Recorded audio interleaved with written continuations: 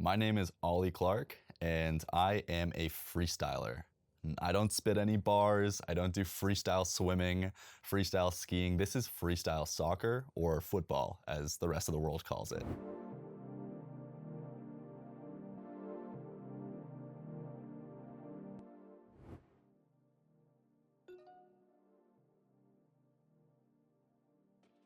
My passion ignited when I was watching YouTube one night. This was 6 years ago. I was 15 years old, and I came across a video of two people doing football tricks on a stage. I was thinking, okay, well, this is probably some performance, but I then realized that there was a little bit of a clock. There was a clock that was counting down in the bottom left corner, and I was wondering, what is this clock? Why is there a countdown during a performance? So I went down this rabbit hole in my mom's basement, 15 years old, and I noticed that this was actually a battle, and they had time limits to do their tricks and battle each other, which was the craziest thing that I had ever come across in my life. So just the fact that I went down that rabbit hole, I figured it out, and I was just training all day after that. I started training for 8, 9, 10 hours maybe in my basement ever since watching a video like that. That was crazy.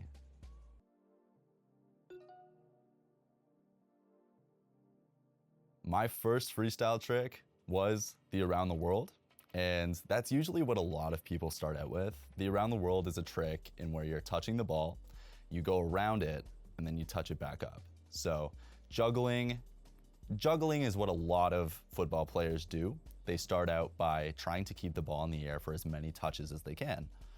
Except the around the world is something in where you are taking it to the next level by manipulating the ball in the air, getting your leg right around it and continuing. But then fast forward about 4 years later, I landed my first pallet around the world. I'm not talking one revolution before the ball touches your foot. I'm talking three. 3 revolutions, and it's revolutionary, to make a pun. My creative process when I develop these new tricks is thinking about how I can make an impression on an audience. I always want to create emotion whenever I do any of these tricks. It started out with what looks cool, what looks powerful, and then it slowly evolved into how can I make people think in a way that is very, I guess, introspective. I want to do a trick that is very difficult to understand and will start perplexing people in a way. That's the difficult part for me when I'm creating tricks though, because I don't really know what impression I'll be able to create. I would go down to my squash court, which actually there's one in my building, which is really cool. And either I would take down my journal or I would review my journal before going down into that session. I would take a look at all of the little key points that I'd make for myself, or I'd make some after the session. They would involve how I'm feeling and the means of health, how inspired I am to get a new trick. I will make sure that I follow the agenda maybe that I write for myself, because that will keep me on that linear improvement scale.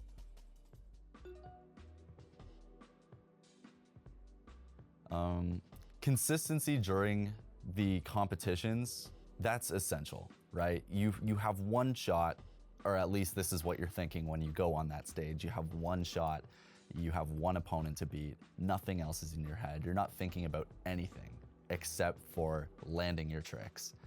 When it comes to pressure about these competitions, I mean, there are so many people watching you, and if you think there are enough in the crowd, usually there's a live stream going on and where thousands more are watching you.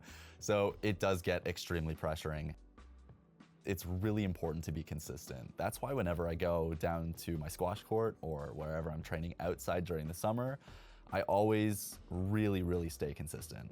That's the most important thing. If I were to give advice to any freestylers, or honestly, any person in the world who has a goal, it would be stay consistent. That's the most important thing, because yeah, you can fluke something, you can land a trick, or you can achieve a goal once, but how long is it gonna take to be able to achieve those goals or these tricks every single time you go for it? That's the most important thing for me. Right. I believe that social media is an extremely great way to showcase freestyle to the world, because a lot of people have been making really, really big strides to show bigger and bigger audiences what freestyle is all about. You'll see people like Andrew Henderson, Leah Lewis, and some others to name that are going to like the World Cup, or they're going to really, really big football clubs, and they're showing professional players these things, and you'll see that these really giant football teams are reposting some of these videos. So it's really cool to see that it's stretching and it's growing and it's becoming so much bigger than anyone really thought it would be as the sport that it is, right? Or the level that someone can get to. It's cool that we're able to showcase other people who may not be so familiar with the skills that we're all working so hard, effort every single day to just land in front of some really big names. Okay, just gonna like really think. Okay, if I wanted to, I do want to, okay. I really want to take my life and inspire other people to, you know, look at my life as an example, and all of these big names that have really gone and done it. I want the new people in freestyle, or the people that maybe aren't so confident with their freestyle, or maybe the people that are really scared to step on a stage and do it, or even do it in their backyard for that matter. I want people to collect all of the inspiration that they can and know that every single person that they are watching on YouTube, no matter what category of life you're doing, every single person you're watching on YouTube or has made all this money off of it, or has, you know, shelves and shelves of trophies, those people were once not so confident. Those people were once very, you know, very beginner with their levels, and they never knew if they were going to get to the place in their life that they're at now.